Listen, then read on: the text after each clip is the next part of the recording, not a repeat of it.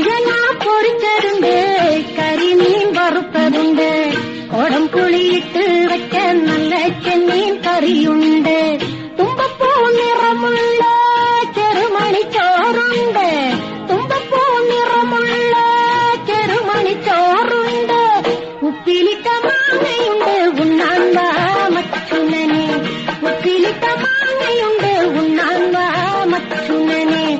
അയല പൊരിച്ചതുണ്ട്, കരിമീൻ വറുത്തതുണ്ട്, കോടംപുളിയിട്ട് വെച്ച നല്ല ചെമ്മീൻ കറിയുണ്ട്.